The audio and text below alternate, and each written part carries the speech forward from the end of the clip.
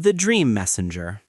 A neurotechnology breakthrough may have just turned science fiction into reality. A Silicon Valley startup called REMspace claims to have achieved the first successful communication between two people during a lucid dream. Yes, two sleeping minds talking.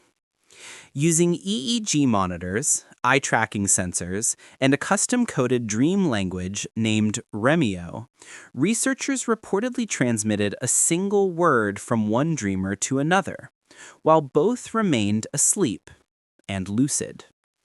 It's just a one-way message, but it changes everything we know about sleep and consciousness. CEO Michael Raduga says this is just the beginning. He envisions a future where dream-to-dream communication could revolutionize how we study memory, creativity, trauma, and even human connection itself.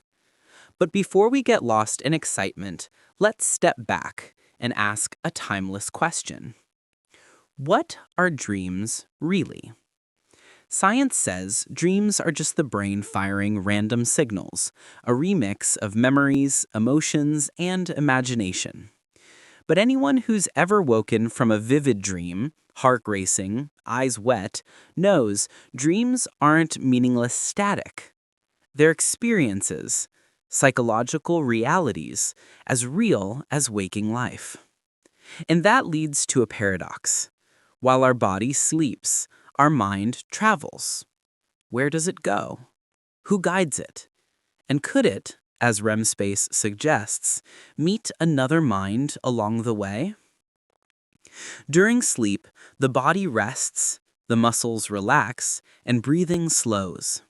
But the brain is alive with light. In REM sleep, the visual centers glow like sunrise. The emotional regions, the limbic system, dance with color and memory. But logic, the prefrontal cortex, dims. We stop questioning and simply experience. Even then, some senses stay awake. A mother hears her child's cry. A sleeper moves when uncomfortable. So if the mind stays alert to the outer world, why not to another mind in another dream? And here we touch the oldest question of all. Beyond neurons, beyond circuits, what animates us when everything else sleeps? What makes consciousness glow even in silence? Imagine a healthy man, strong, athletic, every organ working perfectly. And yet, one day, he stops. The heart stops beating, the breath fades, and doctors say he is gone. But if every part of the body is still there, what left? What vanished? Science calls it consciousness. Spirituality calls it the soul. Maybe they're two names for the same thing. Ancient traditions, from Sufism to Hinduism, tell us that during sleep, the soul travels beyond the body, connected by a subtle thread. When we dream, perhaps the soul is free, meeting others in that invisible dimension of thought. And maybe, just maybe, REMspace is recording a whisper of that meeting. People across history have spoken of shared dreams, one in New York, another in Michigan, both dreaming the same scene.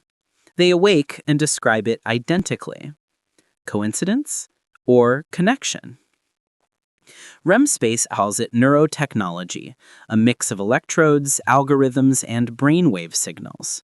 But if two people can truly talk in their dreams, is it technology or telepathy? Perhaps dream communication isn't a human invention, but a rediscovery of something our souls always knew. Think of it, the soul as the original wireless network. We invented phones to connect voices, the internet to connect data, and now maybe dreams to connect consciousness. But with every power comes responsibility. If dream-to-dream communication becomes real, what about privacy? Would we attend meetings in dreams? Hack subconscious thoughts? Lose the last sanctuary of solitude? Technology magnifies our inner world, good or bad. So before we decode dreams, we must first understand the dreamer. Dreams are not meaningless.